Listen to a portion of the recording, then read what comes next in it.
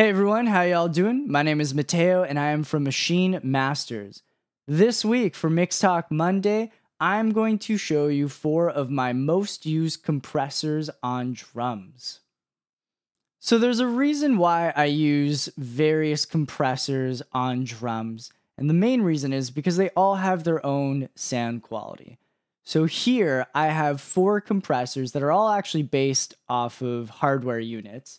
I've got my SSL Channel Strip plugin, my SSL Bus compressor, my VC76, which is from native Instruments and Softube, and it's based off of the 1176 compressor, and also from Softube and Native Instruments, the VC2A, which is based off of the LA2A hardware unit.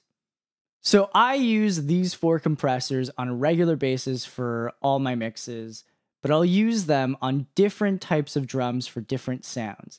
Now, I've got a drum loop that I created and mixed down already, and this particular track, it's not necessarily a hip-hop track. I was putting together something for film and TV music cue for my catalog. So there's an 808 kick in here. This is important because, those types of kick have a lot of bass in them, and it tends to trigger compressors very easily. Obviously, there are ways around this, like engaging the high-pass filter on compressors so that it ignores some of those low frequencies so they're not triggered so easily. But we're not talking about that today. I'm just going to play this loop with the different compressors. Now, in advance, I've already set up the compressors to have the same output signals as the input signals so that they're balanced and we get a more accurate representation of what the compressors are doing.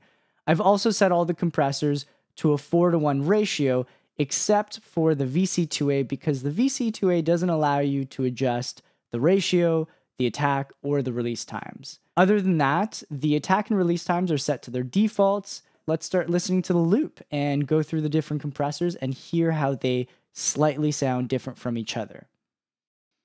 So first, I'm going to use the SSL Channel Strip, and I will engage the compressor halfway through the loop.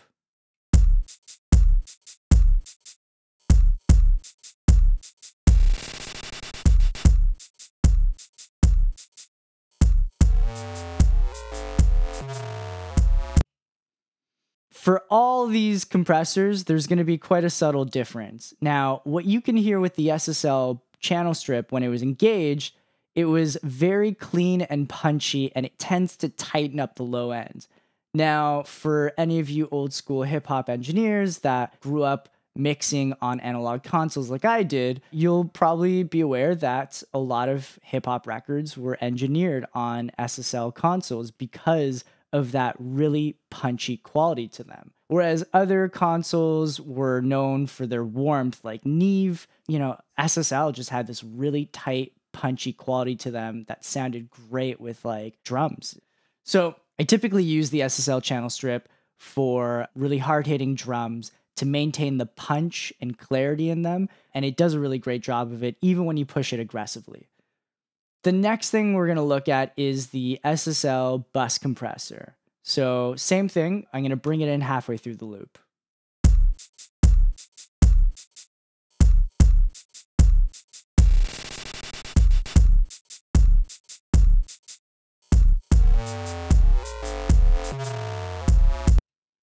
So as you heard when I engaged it, this compressor definitely was more noticeable when I engaged it. It sounded very aggressive, even with only 3 decibels of gain reduction.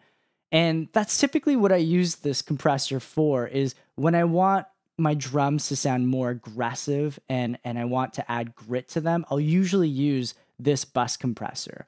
Or even like if you're recording live drums and you've got a room mic in the drums, like say like 5 or 10 feet away from the drum set, just to get that room tone, I'll sometimes throw that mic into this compressor and it just really enhances the room tone like crazy, and it gives you this explosive sound for the drums, and it's great. So I really love this compressor for getting that aggressive sound. Next, we've got the VC76. So I'm going to play the loop.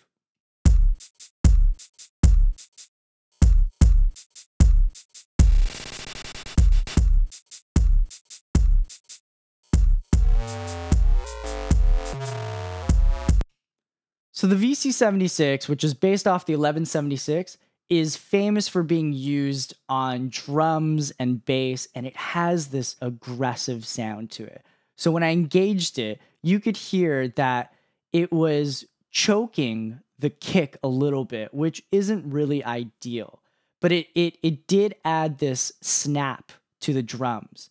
So for when I'm using the VC76, I don't usually use it on the overall drums. What I'll do is I'll use it as a parallel compressor, and I'll send the kick and the snare to the VC76 and really slam them into this compressor. And you get this like really crazy, explosive, aggressive, clicky sound from them. So when you blend it in context with the rest of the drums, like lower in the mix, you get this added top end and snap to the kick and snare. And it just does it really well. So it's definitely much more aggressive than the bus compressor. However, that being said, it adds that kind of brightness and snap that the channel strip adds. So it's kind of like this in between where it can get aggressive like the bus compressor, but it has this snappy quality that the channel strip has. So it's a really cool plugin, and especially when you get into the higher ratios, it does some really funky stuff. Last but not least, we have the VC2A. So let's play the loop.